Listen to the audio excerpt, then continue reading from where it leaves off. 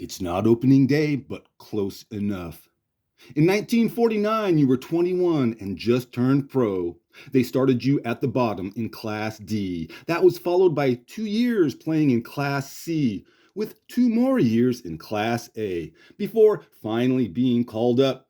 Not to the majors, but to Triple A. And for the next 5 seasons, played in the Pacific Coast League. That's as close to the majors as you can get. The entire decade of the 1950s passed before you got your shot in the big show. During all those seasons, a few organizations would test your mettle to see if you had what it takes to be a big leaguer. For years, off and on, the St. Louis Browns kept you in their farm system. The Baltimore Orioles looked you over for a year or so, as did the Milwaukee Braves before trading you to the Chicago Cubs. And it was with those Cubs 2 days later, you made your MLB debut. Problem is, you're 32 and past your prime. That's okay. Age is just a number. And 2 years later, this player is still in the majors and got to do what every player wants to do at least once in their career.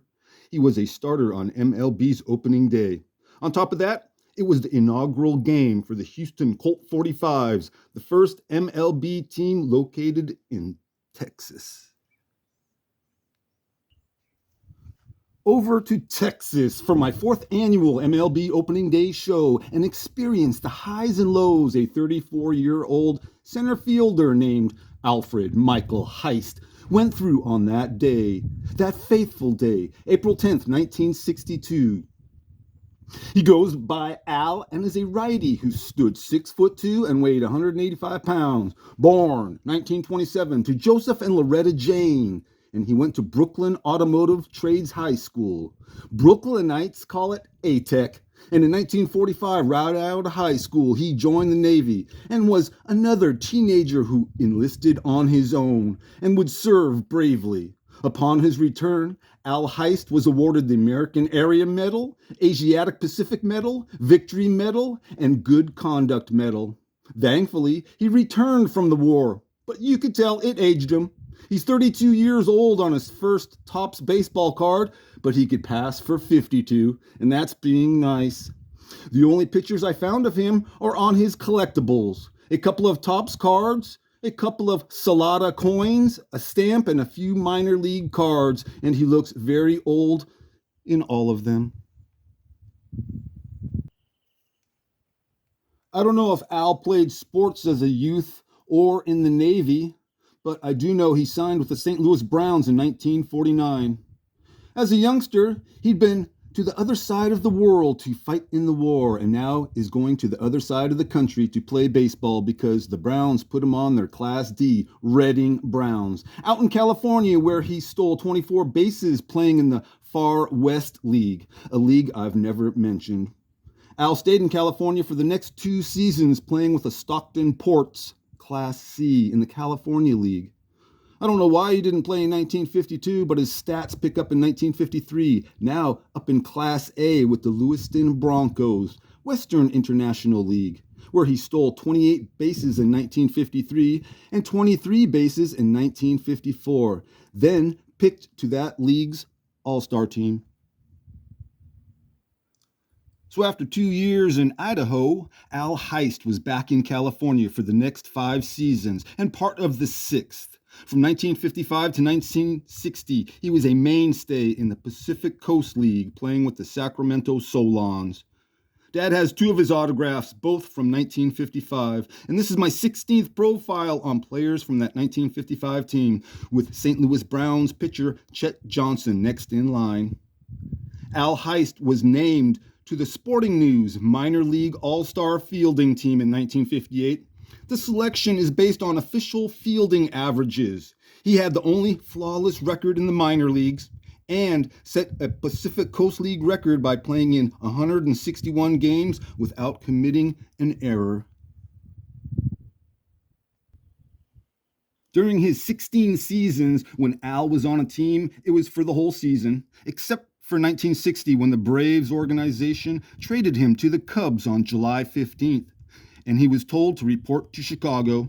Talk about a quick turn of events. over a decade in the minors and never once being called up to the majors. And at the age of 32, probably didn't think he would at this point. So it had to be an unexpected surprise when 2 days later, Al is trotting out to center field alongside two MLB All-Star outfielders as he is now a member of the Chicago Cubs. Ron Santo was a rookie, and Billy Williams was yet to be a starter and watched from the dugout as Al Heist got his first big league hit in his MLB debut, and he did it at Cardinals Busch Stadium. He waited a long time to get that hit, so it had to feel good. And for all those back in Brooklyn, because Al became the first person from A-Tech High School to play in the majors. Another special big league moment was the following season on April 15th, 1961 at Cubs Wrigley Field. Al was having a nice game against Milwaukee, one of the franchises that gave up on him. He hit a double and had a walk. Then in the bottom of the ninth, with the game tied, Al Heist steps up to the plate and hits a walk-off grand slam. A very rare feat in Major League Baseball. How rare? I knew you'd ask. On average, only 5 per decade.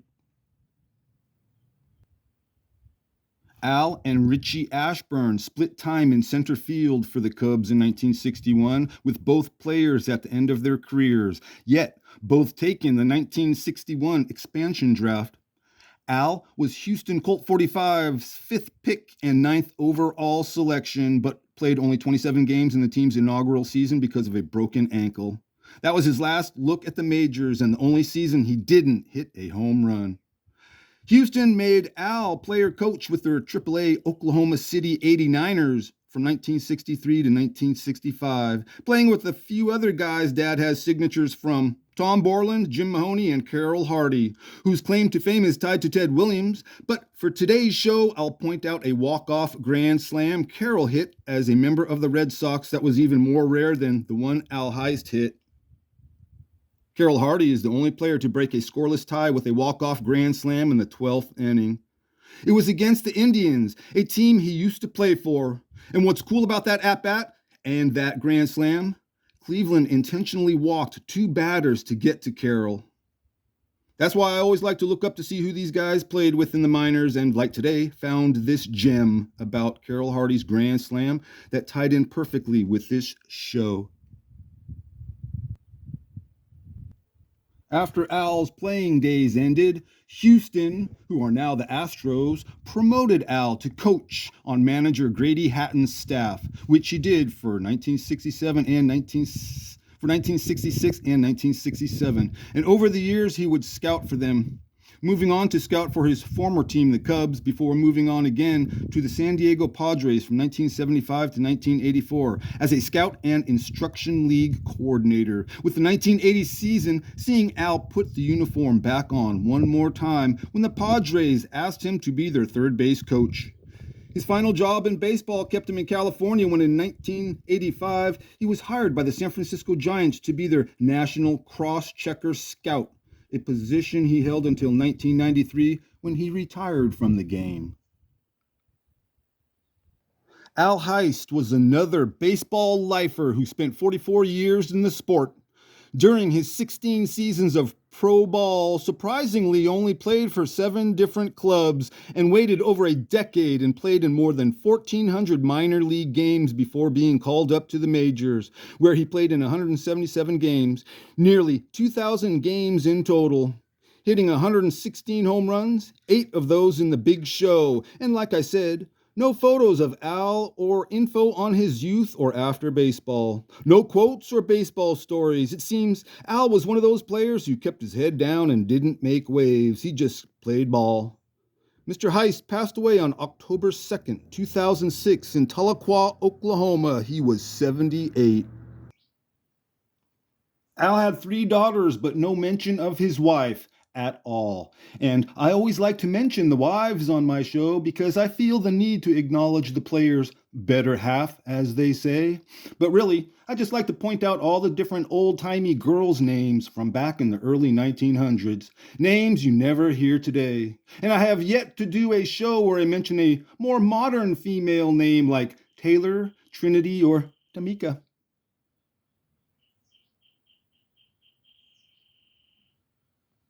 So I'll wrap up my 4th annual MLB opening day show by telling you what happened to Al Heist on his first opening day start as a major leaguer, his one and only time experiencing such an occasion, and at the age of 34 wasn't something he wasn't sure he'd ever get to do. It was on his MLB's opening day, April 10th, 1962, against his former team, the Cubs, a historic game for the Houston Colt.45's franchise, as it was their inaugural game. So after warming up and all the opening day pregame ceremonies were complete, Al was able to experience the excitement and hoopla of being an opening day starter. And it was now time to start the game and the season. Al and his home team, the Colt.45's, took the field. For 13 seasons, thousands and thousands of innings, Al has been coming out of the dugout and running to his spot in center field. Why should this day be any different? Well, at this game, when Al stepped onto the field for the start of the Houston's inaugural game, he never made it to center field. Al stepped in a divot, tripped, and broke his ankle. You can't make this stuff up. Al Heist fought in World War II and was taken out by a small indentation in a Texas baseball field. You just can't make this stuff up. The brand new Major League team was obviously still using their minor league grounds crew, headed up by groundskeeper Willie.